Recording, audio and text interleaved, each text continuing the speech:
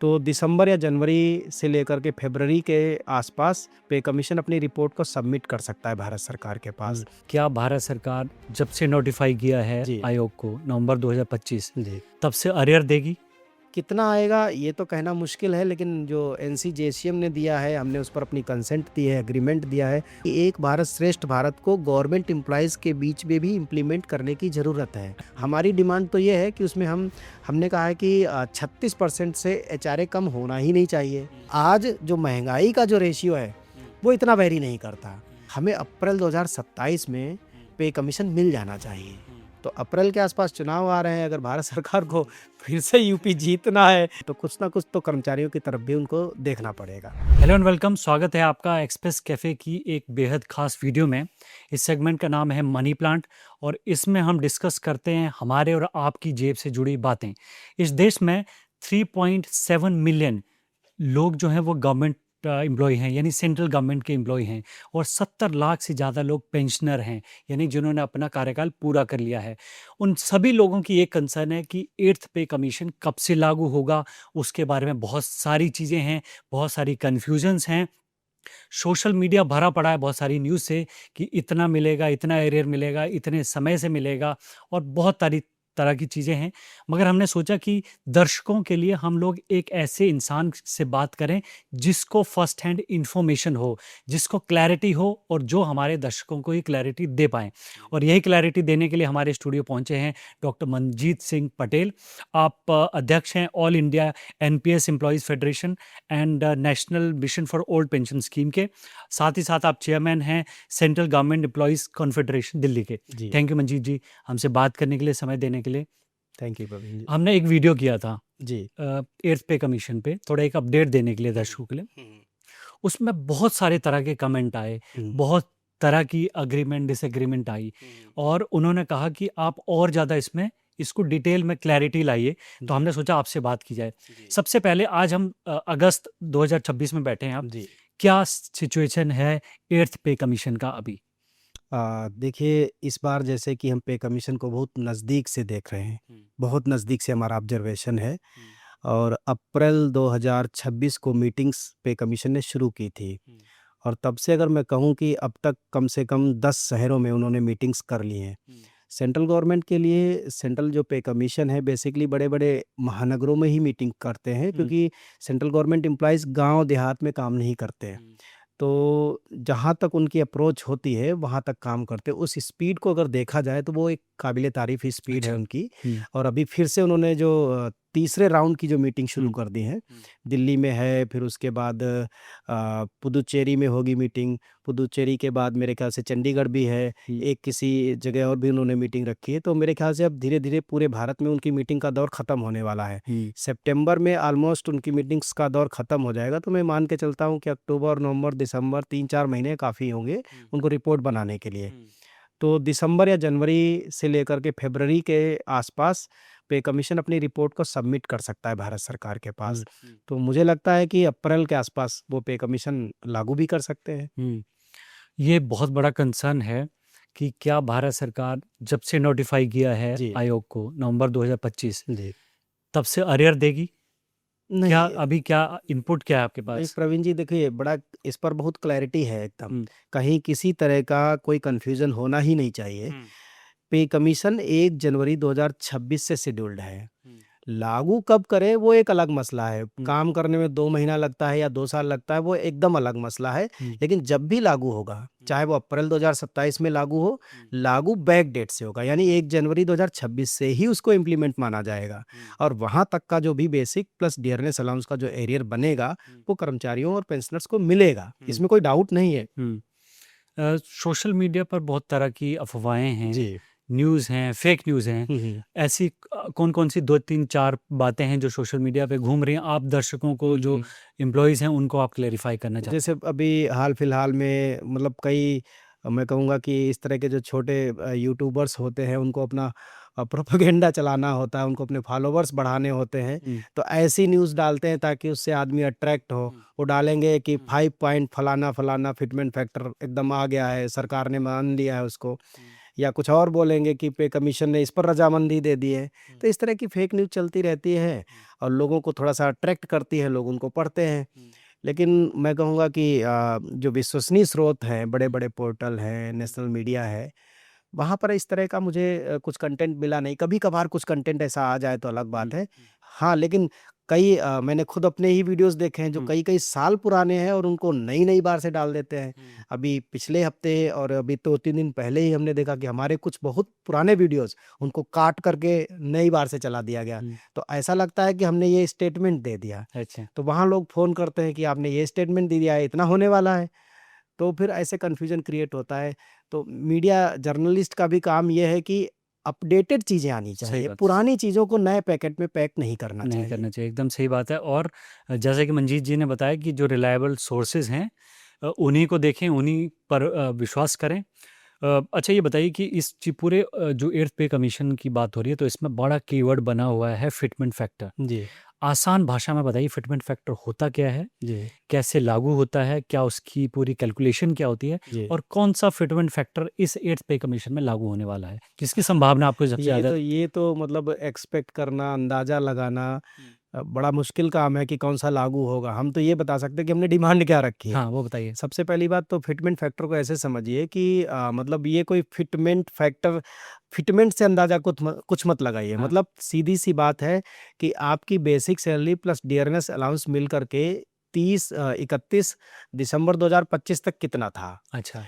उसको मिला दीजिए। सपोज़ दैट कि ₹100 बेसिक सैलरी थी और 58% डीए था, यानी आपकी टोटल सैलरी ₹158 थी। अब उसको मर्ज करने के बाद और कितना बढ़ाया जाए ताकि वो बेसिक सैलरी आज के हालातों के अनुसार सही हो जाए और फिर उस पर डियरनेस अलाउंस या बाकी जितने भी भत्ते हैं वो दिए जाएँ। तो सपोज़ दैट हमने 2.0 का फिटमेंट फैक्टर दिया, इसका मतलब ₹158 से बढ़ कर के वो ₹200 हो जाएगा। हुँ, तो करीब-करीब 62% का वो सॉरी 42% का हुँ, बेनिफिट कर्मचारी को यहाँ पर डायरेक्ट मिलेगा। हुँ, तो ये इसको फिटमेंट फैक्टर कहते हैं। हुँ, कोई उसे फिटमेंट फैक्टर कहता है, हम उसे आम बोलचाल की भाषा में मल्टीप्लिकेशन फैक्टर भी कह देते हैं या गुणक भी कह देते हैं। तो अलग-अलग डेफिनिशन है, लोग देते हैं, लेकिन सरकार उसको फिटमेंट फैक्टर बोलती है।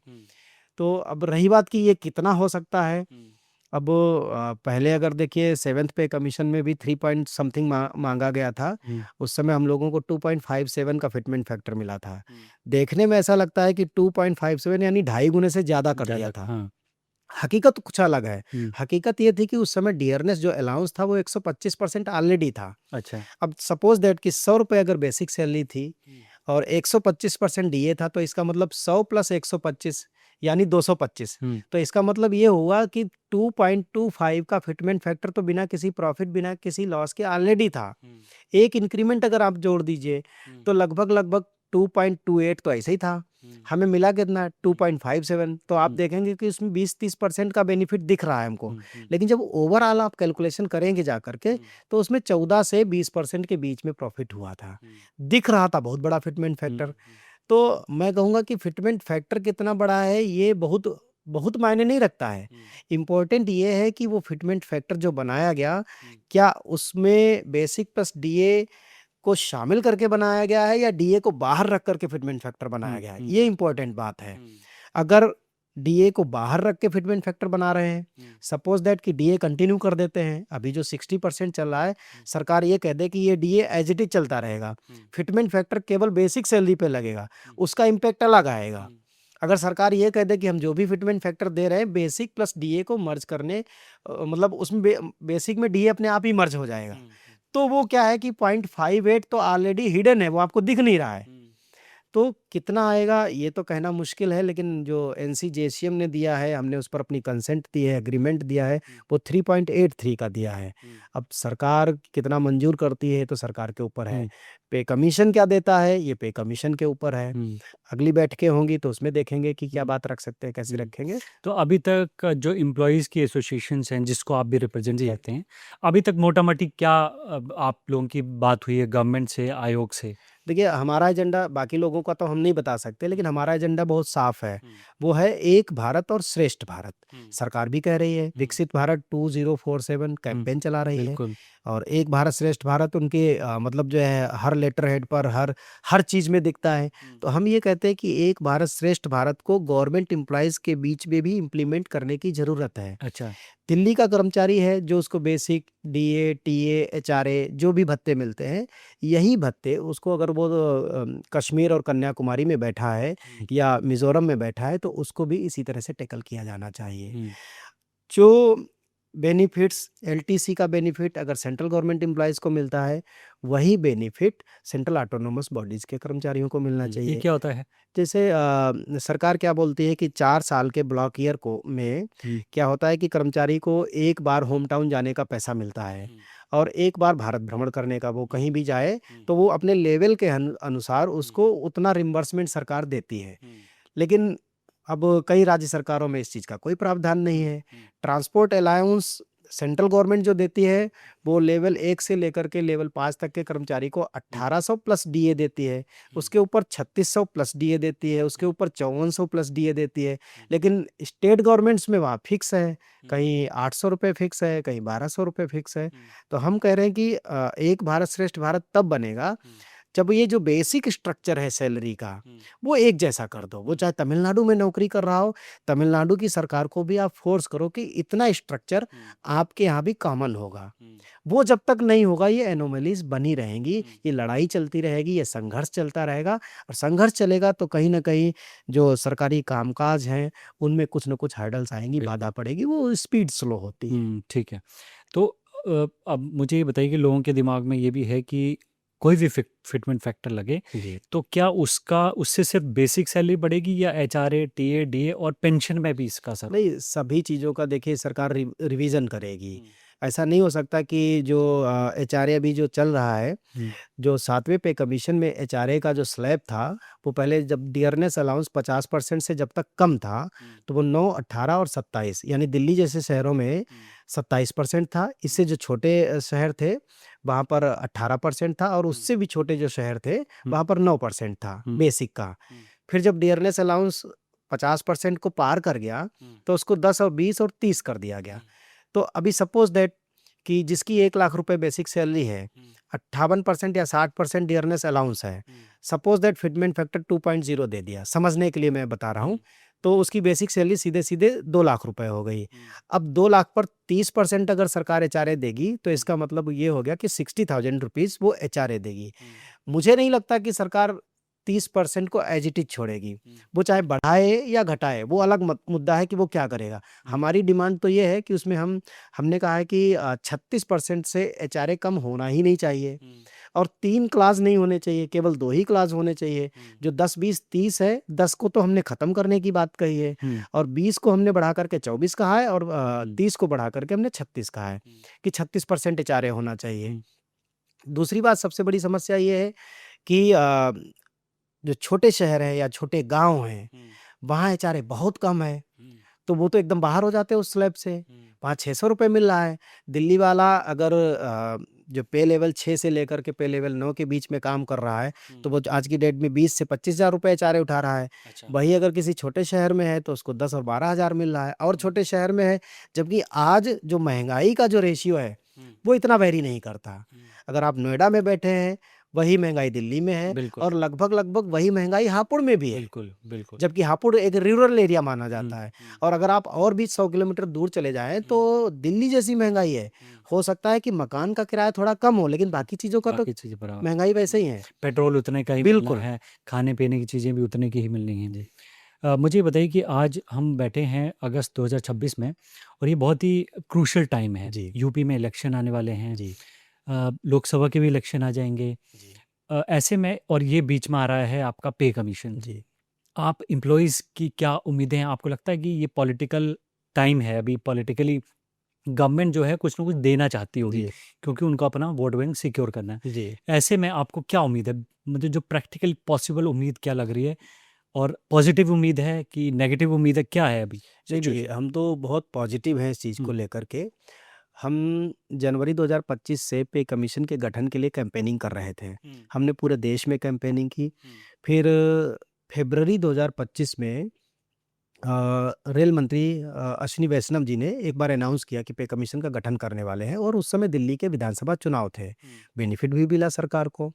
लेकिन फिर उसके बाद 8 महीने की खामोशी छा गई। फिर हम लोगों ने कैंपेनिंग शुरू किया, तो अक्टूबर में वो फिर से बोले। तो तब से हम एक बात कहते आए हैं कि हमने मिशन 200 डेज़ के लिए भी सरकार से अपील की कि आप 200 दिन में इसकी रिपोर्ट तैयार करिए, क्योंकि सारी चीज़ें अब तो डेटा तो पूरा ऑनलाइन है। हाँ, बिल्कुल। मैनुअल वो कुछ ले भी नहीं रहे हैं। मतलब बाई हैंड कोई डेटा रिसीव नहीं कर रहे हैं, सारा कुछ ऑनलाइन ले रहे हैं। डेटा जमा करने की 30 या 15 जून लास्ट डेट थी, वो भी सबमिट हो चुका है। अब केवल डिस्कशंस हो रहे हैं। जो हमको देना था वो हम जून तक में दे चुके हैं। जितने भी एसोसिएशंस को या इंडिविजुअल्स को या जुडिशरी के जो ऑफिसर्स हैं, उनको जो भी देना था वो जून में दिया जा चुका है। जून के बाद से 1 महीना हो चुका है, जुलाई बीत गया है। अगस्त, सितंबर, अक्टूबर, नवंबर, दिसंबर और जनवरी तक हमारे पास 6 महीने के आसपास हैं। तो इन 6 महीनों में सरकार को या पे कमीशन को केवल डिस्कस करके अपनी रिपोर्ट तैयार करनी है। तो होपफुली ये काम जल्दी हो जाएगा, और हमें भरोसा है कि पे कमीशन जिस स्पीड में कर रहा है, कुछ बेहतर निकाल कर के लाएगा इस बार। मुझे ये बताइए कि इसमें ये इतना टाइम टेकिंग प्रोसेस क्यों है? सरकार 1-1 साल क्यों ले लेती है पूरी प्रोसेस को पूरा करने में? देखिए प्रवीण जी, ऐसे समझिए कि देश में सेंट्रल गवर्नमेंट एम्प्लॉइज़ के लिए 55 मिनिस्ट्रीज़ हैं तकरीबन। हुँ, हर मिनिस्ट्री में नीचे से लेकर के टॉप ब्यूरोक्रेट्स तक के कर्मचारी हैं। हुँ, अलग-अलग मतलब कैडर हैं कह लीजिए। एमटीएस है, असिस्टेंट है हुँ, और स्टेनो है। अलग-अलग डिपार्टमेंट में अलग-अलग तरह के कर्मचारी। अलग-अलग तरह के कर्मचारी का मतलब फिर उनके संगठन है। उनकी अलग-अलग समस्याएँ हैं। कुछ कॉमन समस्याएँ हैं, कुछ स्पेसिफिक समस्याएँ हैं। उन सबको सुनना, समझना, उनके लिए समाधान निकालना, ये कोई छोटा-मोटा काम नहीं है। आप जब सारे कर्मचारियों को एक कर्मचारी के रूप में देखते हैं ना, तब ऐसा लगता है कि बहुत ईज़ी है। लेकिन जब आप देखेंगे कि 55 मिनिस्ट्री में कम से कम 55 तरह के कर्मचारी हैं, तो वो 55 गुणा 55 कर्मचारियों की स्थिति है। और फिर संगठन है, कुछ मान्यता प्राप्त हैं, कुछ गैर मान्यता प्राप्त हैं, उनकी अपनी दलीलें हैं, उनको सुनना, फिर समाधान रखना, उसको लिखना, तैयार करना, तो छोटा-मोटा काम नहीं है। साल 2 साल लगता ही लगता है। ऐसा कोई पे कमीशन है नहीं जिसमें 1.5 साल से कम लगा हो, 2 साल से कम लगा हो। तो अभी क्या है, डिजिटल ज़माना है, चीज़ें पहले से काफ़ी ईज़ी हो गई है। डेटा एक जगह आ जा रहा है, डेटा को फ़िल्टर करने की टेक्नीक आ गई हैं, एआई आ गया है, जिससे बहुत आसानी से फ़िल्टर कर सकते हैं। तो ये है कि स्पीड बढ़ गई है, लेकिन जो फ़िज़िकल मीटिंग की स्पीड है, उसमें तो कोई बदलाव नहीं आ सकता। हवाई जहाज़ आज से 20 साल पहले भी थे, आज भी हैं। ट्रैवलिंग का तो मोड वही है। ट्रेन थी, बस थी, कार थी, या पानी का ट्रैवल मोड हो सकता है, या एयर मोड हो सकता है, तो वो तो एज़ इट इज़ चल रहे हैं। इम्पोर्टेंट ये है कि डिजिटली हम कितना साउंड हो चुके हैं और वहाँ प्रोसेस कितनी स्पीड में कर सकते हैं। तो उसके बिहाफ़ पर मैं कह सकता हूँ कि हमें अप्रैल 2027 में पे कमीशन मिल जाना चाहिए। अगर उससे डिले होता है, तो मैं कहूँगा कि कहीं न कहीं लेट लतीफ़ी है, और उस समय चूँकि यूपी का चुनाव भी है, अप्रैल के आसपास चुनाव आ रहा है। पिछली बार मेरे ख़्याल से अप्रैल में ही चुनाव हुए थे, 5 साल पहले। तो अप्रैल के आसपास चुनाव आ रहे हैं, अगर भारत सरकार को फिर से यूपी जीतना है, 72 से 36 पे नहीं टिकना है, और मतलब वहाँ अगर तरक्की करनी है, तो कुछ ना कुछ तो कर्मचारियों की तरफ भी उनको देखना पड़ेगा। बिल्कुल। दूसरा ये बताइए कि क्या ये जो 8th पे कमीशन है, इसका एनपीएस या ओपीएस से सीधा कोई संबंध है या दोनों ही बिल्कुल नहीं, नहीं, अलग-अलग? बिल्कुल सीधा संबंध है। कैसे है बताइए थोड़ा? देखिए, एनपीएस, ओपीएस या कुछ भी आप कहना चाहो, that means the pension issue. Pension issue किसका है? गवर्नमेंट एम्प्लॉइज़ का है। पेंशन कैसी होनी चाहिए, वो कर्म संगठन बताएँगे, प्रपोज़ल रखेंगे, अपना अपना सुझाव रखेंगे। तो डायरेक्ट जुड़ा हुआ है, ये कुछ अलग से नहीं। ऐसा नहीं कि पे कमीशन इस मुद्दे पर वो पे कमीशन के बाहर की चीज़ नहीं है। ये उनके टर्म्स ऑफ रेफरेंसेस में है, डायरेक्ट, इनडायरेक्ट शामिल है, और उस पर डिस्कशन हो रहा है। जब हमारी बैठक हुई 30 अप्रैल को, हमने पूरा एनपीएस के ऊपर कम से कम 10 से 15 मिनट तक पूरा उसको ओरेट किया है, एक्सप्लेन किया है कि कैसे एनपीएस या यूपीएस को ओल्ड पेंशन स्कीम में कन्वर्ट कर सकते हैं। तो इस पर सीधे-सीधे हमने चीज़ें को रखा है। मेंबर सेक्रेटरी साहब थे आईएएस पंकज जैन साहब, उन्होंने कई इस पर क्रॉस क्वेश्चन भी किए। कुछ चीज़ों से वो सहमत हुए, कुछ चीज़ों से वो नहीं सहमत हुए। अब वो क्या रखते, वो एक अलग मुद्दा है, लेकिन इस पर बार-बार बात हो रही है, पे कमीशन सुन रहा है, ये उसके अधिकार क्षेत्र में है। हुँ।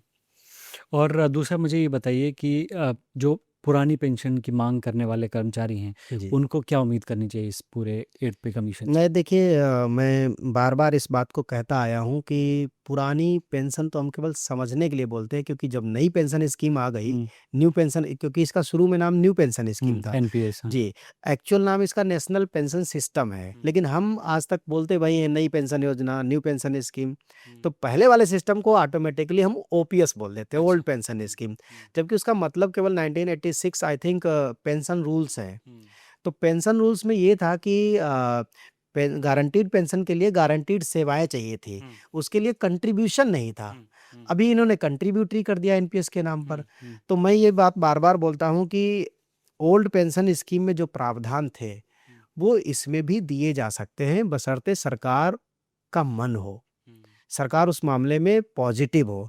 जब तक सरकार पॉजिटिव नहीं होगी तब तक ब्यूरोक्रेट्स भी पॉजिटिव नहीं होते हैं, वो भी फिर उन्हीं की भाषा बोलते हैं। हुँ, तो दिक्कत वहाँ पर ये है कि अभी इनकी मैं कहूँगा कि जब पेंशन के लिए रिव्यू कमेटी बनाई गई, 1.5 साल उसने स्टडी किया और फिर जो उन्होंने यूनिफाइड पेंशन स्कीम का जो मुलम्मा निकाला, हुँ, वो तो बहुत ही घटिया है, फेल हो गया। हुँ, सरकार ने खुद देखा कि वो फेल हो गया। हुँ, तो अभी ज़रूरत है लोगों को old age social income security की गारंटी देने का। हुँ, तो वो चाहे आप ओल्ड पेंशन स्कीम करके निकालो या एनपीएस में वो बदलाव करो 2-3 जो हम लोगों ने सजेस्ट किए ताकि वो एनपीएस ही ओपीएस बन जाए और ये पॉसिबल है, फ़ीज़िबल है। हुँ, ऐसा नहीं कि ये इम्पॉसिबल है और इससे सरकार पर कोई बहुत बड़ा बर्डन नहीं पड़ेगा। हुँ, प्रवीण जी यहाँ पर मैं एक बात क्लियर करूँगा कि आज की डेट में हुँ, लगभग-लगभग सेंट्रल और स्टेट के लोग मिला करके 1 करोड़ के आसपास जो एनपीएस के दायरे में आते हुँ, हैं, वो 1 करोड़ कर्मचारी है। हुँ, उनका 10% हर महीने सैलरी में कटता है हुँ, और सरकार अभी 14% डाल रही है, हुँ, यानी पूरी ओवरऑल सैलरी का 24%। हुँ, ये पैसा बैठता है तकरीबन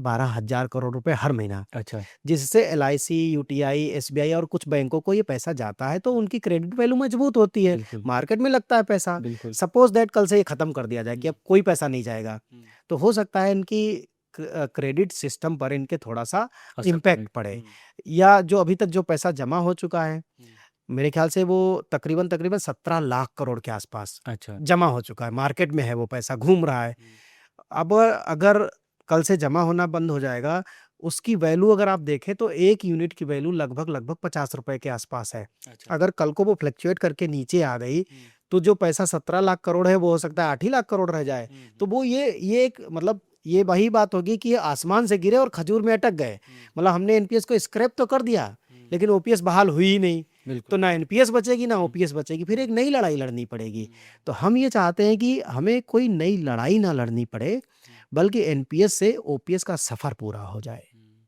और इस बीच अगर 8th पे कमीशन के लिए सरकार को अगर आपको कोई 3 सुझाव देने हो तो क्या होंगे? मैं क्या-क्या चीज़ें मैं ध्यान में रखनी पहला चाहिए? पहला सुझाव यही दूँगा कि कर्मचारियों को सबसे ज़्यादा ज़रूरत है पेंशन की, हुँ, क्योंकि जब तक सरकारी नौकरी लोग करते हैं, हुँ, कोई बिज़नेस नहीं कर सकते, हुँ, कहीं किसी पॉलिटिकल मूवमेंट में या पॉलिटिकल रैलीज़ में पार्टिसिपेट नहीं कर सकते, अपने आइडियाज़ को फ्रीली रख नहीं सकते, उनके ऊपर सीसीएस कंडक्ट कोड लगता है 1965 हुँ, या 64। तो तमाम तरह से उनको एकदम बिल्कुल मतलब जो है एक एक तरीके से समझ लीजिए कि बाउंड करके रखा जाता है। हुँ, और लोग सरकारी नौकरी में इसलिए डेडिकेशन के साथ काम करते हैं 30 साल, 35 साल, क्योंकि रिटायरमेंट के बाद एक उनको एक अच्छी मतलब जो है इज़्ज़त भरी हुँ, बुढ़ापे की ज़िंदगी उनको नसीब हो सके, पेंशन उनको मिलती रहे। हुँ, वो आपने छीन ली। हुँ, अब वो उनके 30-35 साल आपने कुछ करने भी नहीं दिया और पेंशन मार्केट के भरोसे कर दिया।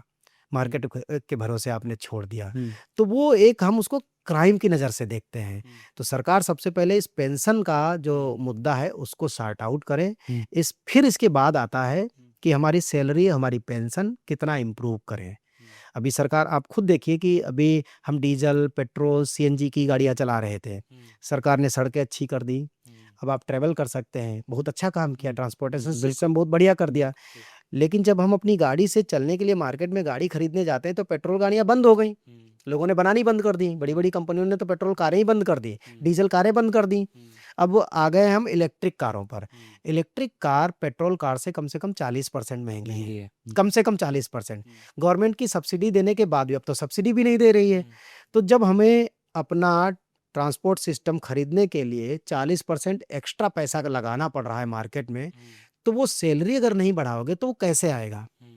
अगर हम ट्रैवल कर रहे हैं ऑफिस से घर तक और घर से ऑफिस तक, तो आज की डेट में जो सबसे छोटा कर्मचारी है, दिल्ली में एवरेज खर्चा है ट्रांसपोर्टेशन पर 9,000 रुपए, और उसे अब मिलता कितना है? जो टीए उसे मिलता है वो 1800 प्लस डीए मिलता है। अच्छा। तो 1800 प्लस डीए का मतलब 1800 डीए 60% के आसपास है। तो आप मान लीजिए कि 18 और एक 2800 के आसपास, 2800 के मतलब उसे 3000 नहीं मिलता, जबकि उसे खर्च करना पड़ रहा है कम से कम 9000। अच्छा। तो उसमें हमने दिया है कि minimum 9000 plus dearness allowance transportation system होना चाहिए। तो ये सभी शहरों के लिए सेम है कि मैं यही बात तो कह रहा हूँ कि एक भारत श्रेष्ठ भारत तो तभी बनेगा, गाड़ी चाहे वो दिल्ली वाला चलाए, उसका एवरेज तो वही है, एवरेज वही है, कीमत गाड़ी वही की है, कीमत वही है, टैक्स वही है। टैक्स वही है। तो फिर मतलब आप ऐसा क्यों करते हो कि बिहार वाला अगर मतलब नौकरी कर रहा है बिहार में, तो आप बोल रहे हो कि उसको टीए की जरूरत ही नहीं है, तो वो क्या मतलब बैलगाड़ी से जाएगा? और दिल्ली वाला अगर मतलब ऑफिस से घर तक जा रहा है, तो आप कह रहे हो कि उसको ये ट्रांसपोर्ट अलाउंस मिलेगा। तो इन चीज़ों को ख़त्म करने की ज़रूरत है, एक जैसी यूनिफॉर्म व्यवस्था होनी चाहिए। तो इस लिहाज से तो फिर स्टेट गवर्नमेंट्स को भी एट्थ पे कमीशन के पैरेलल आना पड़ेगा। अभी तो बिल्कुल बहुत आना पीछे चल पड़ेगा। रहे हैं वो। देखिए, महाराष्ट्र सरकार ने अनाउंस किया कि वो पे कमीशन अलग से गठित कर रहे हैं। असम गवर्नमेंट ने तो अनाउंस कर दिया कि हमने गठन कर दिया। अब सोचने वाली बात यह है कि जब भारत सरकार ने 8वां पे कमीशन गठित कर दिया, तो क्यों नहीं आप सारे लोग उसी को फॉलो कर लेते हो? अभी अलग तो से आप पीछे पीछे चल रहे हैं लोग। हाँ, पीछे भी चले। अगर फॉलो ही करना है तो फिर केरल को फॉलो कर लो, हम्म, जहाँ मिनिमम सैलरी 21,000 से ऊपर है। सेंट्रल गवर्नमेंट में 18,000 है, तो कम से कम उनकी 21, बल्कि मुझे ध्यान नहीं है ठीक से, हो सकता है 23,000 रुपए हो। तो उनके यहाँ बेसिक सैलरी भी पूरे देश से सबसे बढ़िया स्ट्रक्चर है, तो आप उनको फॉलो करो ना। आप 20 लोगों की, 15 लोगों की, 5 लोगों की एक टीम बनाते हो, फिर कहते हो वो 18 महीने स्टडी करेंगे, और स्टडी क्या करेंगे, उस पर फिर पैसा भी खर्च करते हो, तो आप काम ही गलत कर रहे हो। आप सेंट्रल गवर्नमेंट के कमीशन की रिपोर्ट को आने दो, और वो जो सहूलियतें दे रहे हैं अपने कर्मचारियों को, आप सीधा सीधा उनको इंडोर्स करो। एक भारत श्रेष्ठ भारत भी बन जाएगा, और लोगों के बीच में पैरिटी बन जाएगी, एक जैसा व्यवहार होगा, एक जैसे अधिकार होंगे। आपको लगता है कि हर 10 साल में ये जो प्रैक्टिस है पे कमीशन की, जी। इसको हटा के कुछ ऐसा सिस्टम लाने की तरफ आगे बढ़ना चाहिए? आपका कोई सुझाव है कि जिसमें कि बहुत ही ट्रांसपेरेंसी हो, जी। और जो आपने बताया कि पे पैरिटी हो, जी। है ना, अलग-अलग शहर के लोगों या स्टेट गवर्नमेंट, सेंट्रल गवर्नमेंट में ये जो डिस्क्रिमिनेशन है ये भी ना हो? कोई ऐसा सिस्टम बिल्कुल हो क्या सकता हो है। सकता है वो? देखिए, 10 साल बहुत लंबा टाइम होता है। 10 साल में दुनिया कहाँ से कहाँ दुनिया पहुँच जाती कहाँ से कहाँ पहुँच जाती है? है, और पहली बात तो इसको 4 से 5 साल में इसको रिव्यू करने की ज़रूरत हुँ, है। दूसरी बात कि सबसे जो बड़ी प्रॉब्लम है कि 10 साल तक जब कर्मचारी नौकरी करके पहुँचता है, हुँ, तमाम चीज़ें अनरिव्यूड रह जाती हुँ, है। तो सबसे पहले सरकार ये तय करे हुँ, कि जो एनुअल इंक्रीमेंट है, हुँ, उसको 3 से बढ़ा करके लगभग 7% करे। हुँ, उससे क्या होगा, क्योंकि डियरनेस अलाउंस हमारा मुश्किल से साल में 3 से 4% बढ़ पाता है। तो जब साल में 3 से 4% आप डियरनेस अलाउंस लीजिए, और 7% का एनुअल इंक्रीमेंट लीजिए, तो ओवरऑल 10% का लाभ उसको मिल सकता है। अगर उसे हर साल 10% उसकी सैलरी बढ़ जाती है, तो वो जो आधुनिक ज़रूरतें हैं, तत्कालीन जो ज़रूरतें हैं, उनके मुकाबले वो स्ट्रॉन्ग सैलरी मिलेगी उनको। और वो 7 साल के आसपास, जब 7 साल कंप्लीट कर रहा होगा कर्मचारी, तो जो 7 साल पहले उसने सैलरी ड्रा की थी, उसका डबल आराम से पहुँच जाएगा। तो वहाँ उसे ये इंतज़ार नहीं करना पड़ेगा कि इसके लिए अब 10 साल के बाद पे कमीशन गठित होगा। फिर जब पे कमीशन गठित होगा भी, हम तो उसकी बात रख रहे हैं कि 4 से 5 साल में, जैसे बैंकर्स को 5 साल में सेटलमेंट मिलता है, तो उसी तरीके से गवर्नमेंट एम्प्लॉइज़ को भी 5 साल में आप दे दीजिए, रिव्यू कर दीजिए उन चीज़ों को, तो आसान हो जाएगा, जल्दी मिल जाएगा। फिर उनको कम भी ग्रोथ मिलेगी ना, तो भी वो सर्वाइव कर जाएँगे। उनको लगेगा कि ठीक है, अभी ज़्यादा वक़्त नहीं बीता है, 5 साल में भी हम सैलरी को ठीक कर सकते हैं। हुँ। तो ये जो उम्मीदें आप लोग कर रहे हैं, एसोसिएशंस कर रही जी। हैं, कर्मचारी कर रहे हैं, इसमें कहीं न कहीं आपके दिमाग में भी ये है कि अभी जो सिचुएशन है इंडियन इकोनॉमी की, जो ग्लोबल चीज़ें चल रही हैं, वॉर चल रहा है, बहुत सारी चीज़ों में कट डाउन कर रही है जी। सरकार, है ना? ये जो अभी एक वोलेटाइल सिचुएशन बनी हुई है, जी। तो इसमें आपको लगता है कि उतना व्यावहारिक है, उतना पॉसिबल है, प्रैक्टिकली पॉसिबल है, फाइनेंशियली वायबल है कि मैं सीधे गवर्नमेंट? पूछता हूँ कि प्राइवेट सेक्टर में सरकार ने 7,000 रुपीज़ की सैलरी फिक्स कर रखी है। तो इज़ इट ओके? नोएडा में हज़ारों लोग काम कर रहे हैं। हुँ, उन्हें 7,000 रुपए प्लस महँगाई भत्ता कह लीजिए, हुँ, 10,000 के अंदर उनको तनख्वाहें मिल रही हैं। क्या ये पॉसिबल है कि 7,000 या 10,000 रुपए से नोएडा जैसे शहर में वो अपने बच्चों को पढ़ा सके, अपनी ज़रूरतें पूरी कर सके? नहीं, नहीं कर सकता। अभी तो लोग सड़कों पे उतरे थे कुछ सड़कों पे उतरे ना, तो मैं यही बात कह रहा हूँ, जब सेंट्रल गवर्नमेंट अपने एम्प्लॉइज़ के लिए चीज़ों को ठीक करेगी, तो उसको देख कर के प्राइवेट सेक्टर भी आगे आएँगे। आना ही पड़ेगा, सरकार को ये नियम बनाना पड़ेगा कि आप या कोई स्टेट भी मिनिमम वेजेज़ यहाँ से इतने से इतना नहीं कर सकते। एक मिनिमम लाइन खींची होनी चाहिए कि कम से कम 32-33 हज़ार रुपए की बेसिक सैलरी से कम किसी की होनी ही नहीं चाहिए, चाहे वो प्राइवेट सेक्टर में हो, ऑर्गेनाइज्ड में हो, अनऑर्गेनाइज्ड में हो, सेमी स्किल्ड हो, स्किल्ड हो, अनस्किल्ड हो। तो ये मिनिमम बेसिक सैलरी का कॉन्सेप्ट तो देना पड़ेगा ना। और रही बात हमारी इकोनॉमी कैसी है, अभी फाइनेंस मिनिस्टर निर्मला सीतारमण जी का खुद 2 महीने पहले बयान आया था। उन्होंने कहा इस बार हमारे पास अच्छा खासा पैसा है। फिर एक न्यूज़ आई बड़ी, फाइनेंशियल एक्सप्रेस की वो न्यूज़ थी मेरे ख्याल से, या शायद इंडियन एक्सप्रेस की थी। तो उन्होंने कहा कि 90,000 करोड़ रुपए के असेट्स उनके पास पड़े हैं, जिसको उन्होंने आँका ही नहीं था, मेज़र ही नहीं किया था, वो बाद में पता चला। अच्छा। उन्होंने कहा हमारी इकोनॉमी बहुत बढ़िया है। जब उन्होंने ये कहा कि मेरे ख्याल से 12 लाख रुपए तक कोई टैक्स नहीं, अगर आपको याद आ रहा हो। न्यू टैक्स जी, जी, जब न्यू अनाउंस टैक्स किया रेजिम में उन्होंने कहा तो 12,75,000 रुपए तक जिनकी सैलरी है वो टैक्स के दायरे से बाहर हो जाएँगे। तो इसका मतलब हमारी इकोनॉमी ठीक है अभी। गवर्नमेंट कह ही रही है, हम तो कह नहीं रहे इस बात को, गवर्नमेंट खुद कह रही है। रही बात ग्लोबल सिनेरियो की, तो ये बदलते रहते हैं। भारत एक ऐसा कंट्री है जहाँ पूरी दुनिया जिसको देख रही है, पूरी दुनिया भारत को एक मार्केट के रूप में देख रही है। लोग यहाँ इन्वेस्ट कर रहे हैं, अपनी यूनिवर्सिटी अब इंडिया में खोलने की बात कर रहे हैं। एप्पल जैसे बड़े-बड़े जो जहाँ केवल अभी इंडिया में असेंबलिंग हो रही थी, वो अब अपने प्लांट लगा रहे हैं। तो यहाँ बिज़नेस बढ़ रहा है, ये बहुत बड़ा मार्केट है। हमारी इकोनॉमी अभी जो 8% के आसपास जीडीपी ग्रो कर रही है, वो भी बढ़ने की कंडीशन में है। ये बूम कर सकती है, सही हाथों में हो तो इकोनॉमी ग्रो करेगी, जीडीपी ग्रो करेगी और लोगों की सैलरी भी ग्रो करनी चाहिए। तो ऐसा नहीं है कि ये इम्पॉसिबल है। मनःस्थिति ठीक हो सबसे पहले, लोगों की देने की इच्छा हो सरकार की, तो सब कुछ किया जा सकता है। हज़ारों करोड़ तमाम सारी ऐसी योजनाएँ होती हैं जो बर्बाद हो जाती हैं। जिनका ऑडिट होता है बाद में तो पता चलता है सरकार को कितना नुकसान हुआ। अगर हम सही से चीज़ों को इम्प्लीमेंट करें, उन चीज़ों को चलाएँ ना, कई बार तो केवल चुनाव के लिए कुछ चीज़ें फेंक दी जाती है। उनके बारे में कोई बात ही नहीं करता है। बिल्कुल।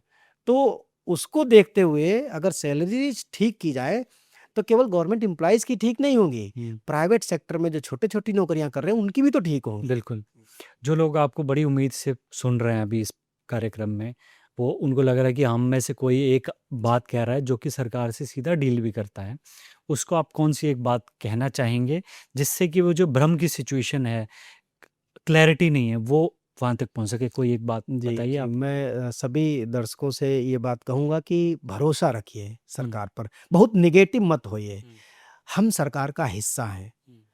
हम अगर देखा जाए सरकार का हिस्सा का मतलब हम खुद सरकार ही आप हैं। सरकारी हैं, बिल्कुल, एग्ज़ैक्टली। जब हम सरकार का हिस्सा है मतलब सरकार है। सरकार कोई एक व्यक्ति नहीं होता है। आप खुद उस सरकार का हिस्सा हो, पहले तो ये है कि आप खुद पर भरोसा रखिए। आपकी चीज़ें सही माध्यम से, सही तरीके से जाएँगी, तो डेफ़िनेटली वो अंजाम तक पहुँचेंगी। रही बात पे कमीशन की, हमें भरोसा है कि फिटमेंट फैक्टर जो भी आए, लेकिन बहुत सारी चीज़ों में हमें न्याय मिलेगा। और ऐसे ही हम पे कमीशन से भी भरोसा उम्मीद और करते हैं। अगले 6 से 12 महीने किस वक़्त में कौन-कौन से ऐसे इवेंट्स हैं जिन पे हमें ध्यान रखना होगा? जो गवर्नमेंट एम्प्लॉइज़ हैं, उनको ध्यान रखना होगा। कौन-कौन से ऐसे इवेंट आने वाले 6 से 12 महीने? देखिए, सबसे बड़ी बात है कि पे कमीशन अपनी बैठकें कर रहा है। वहाँ आप पहुँचिए, अपनी बात को रखिए, सही तरीके से रखिए। गवर्नमेंट कोई पॉलिसी इंट्रोड्यूस कर रही है, उसमें सपोर्ट करिए। कोई भी पॉलिसी इंट्रोड्यूस कर रही है, क्योंकि उसको ज़मीन तक ले जाने वाले हम सरकारी कर्मचारी ही लोग हैं। तो उसको सपोर्ट करिए और जो आपका हक है, उसको हर प्लेटफ़ॉर्म पर जहाँ उसकी ज़रूरत है, उसको उठाइए। ये इम्पोर्टेंट है। तभी एक अच्छा भारत बन पाएगा और सही तरीके से सही जगह पर बात पहुँचेगी। सरकार को भी झुकना पड़ेगा, मानना पड़ेगा उसको। तो एक सरकारी कर्मचारी के लिए आज के टाइम पर अपनी बात रखना किसी प्लेटफ़ॉर्म पर कितना मुश्किल है? सरकार नहीं, क्योंकि मुश्किल है। कर्मचारी तो डरता है कि मेरे नहीं, ऊपर एक्शन ना हो जाए, मेरे ऊपर कोई कार्रवाई ना हो। इमरजेंसी से खराब तो हालात नहीं है ना। इमरजेंसी 1975 में जब जॉर्ज फर्नांडीज़ ने स्ट्राइक कॉल किया, हजारों लोग जेल गए, हजारों लोगों की नौकरी चली गई। मैं आज आपके माध्यम से ये बात बताना चाह रहा हूँ। और फिर बाद में वो मिनिस्टर बने सरकार में, फर्नांडिस साहब। मिनिस्टर बनने के बावजूद जो लोग जेल तक पहुंच गए, जिन पर मुकदमे दर्ज हो गए, उनकी नौकरी मिली ही नहीं। वो या तो मर गए धीरे धीरे अपनी उम्र जी करके बिना नौकरी के, और या तो रिटायर हो गए। जो जिंदा भी हैं उनसे भी पूछिए, मिली ही नहीं। तो ये समस्याएं आती रही हैं, आती रहेंगी। जब देश आज़ाद नहीं हुआ था, जब देश गुलाम था, तो लोग अगर ये सोचते कि अगर आज़ाद हो जाएगा तो मैं जिंदा ही नहीं रहूंगा, तो हमारी पीढ़ी, हम लोग आज़ादी नहीं देख पाते। ये फर्क नहीं पड़ता कि हमारे ऊपर सरकार की कितनी मुसीबतें हैं, कितना डंडा है, कितने रेस्ट्रिक्शंस है, कितना कंडक्ट कोड है। ठीक है, हम नुकसान उठाएंगे, लेकिन हमारी आने वाली जनरेशन, जो हमारी नई पीढ़ी होगी, उसको वो बेनिफिट मिलेंगे जिसके वो हकदार हैं। तो हम केवल अपने लिए नहीं लड़ रहे हैं, आने वाली पीढ़ियों के लिए लड़ रहे हैं, अच्छे भारत के लिए लड़ रहे हैं। सरकारों के सारे फैसले कभी सही नहीं होते। संविधान बना, उसमें लगभग 150 संशोधन हो गए आज तक। बिल्कुल। अगर हम आवाज नहीं उठाते तो आज तक कोई संशोधन ही नहीं होता। ऐसा कोई कानून आप बता दीजिए हिंदुस्तान का जिसमें समय के साथ संशोधन नहीं करने पड़े। अगर नहीं करना पड़े ऐसा कोई कानून है तो मैं आज ही छोड़ने के लिए तैयार हूँ। लेकिन ऐसी कोई चीज नहीं है जिसमें समय के साथ बदलाव ना करने पड़े। वो चाहे सीसेस रूल्स हो, कंडक्ट रूल्स हो, या कुछ भी हो। तो कर्मचारियों के लिए भी, आम पब्लिक के लिए भी जो भी नियम बने हैं, उनको समय के साथ उनमें बदलाव की ज़रूरत होती है। जब बदलाव की ज़रूरत होती है तो लोग आवाज़ उठाते हैं, और जो उस आवाज़ को दबाता है वो फिर डिक्टेटर कहलाता है। मुझे नहीं लगता कि हमारी सरकार डिक्टेटर है। छोटी-मोटी चीज़ें चलती रहती हैं, उसके लिए ना तो हम इतना परेशान होते हैं, और हम ये मान के चलते हैं कि चलो ठीक है, हम परेशान हैं, लेकिन इस परेशानी का जो सबब आएगा, जो रिज़ल्ट आएगा, वो इतना बेहतरीन होगा कि आने वाली पीढ़ियाँ याद रखेंगी। तो बहुत ही पॉजिटिव नोट पर मंजीत जी ने ये बात ख़त्म की अपनी। हम उम्मीद करते हैं कि हमारे दर्शकों को थोड़ी क्लैरिटी मिली होगी 8th पे कमीशन के स्टेटस पे, और जो तमाम कॉम्प्लेक्सिटीज़ हैं इसके अराउंड। अगर आपका कोई सुझाव हो, कोई सवाल हो, तो कमेंट बॉक्स पे ज़रूर बताएं। ज़्यादा से ज़्यादा लोगों तक इस वीडियो को पहुंचाएं, क्योंकि क्लैरिटी मिलेगी तो लोगों में एक कॉन्फिडेंस भी आएगा। और जो मंजीत जी ने कहा उन सारी बातों को भी ध्यान रखें। Thanks for watching.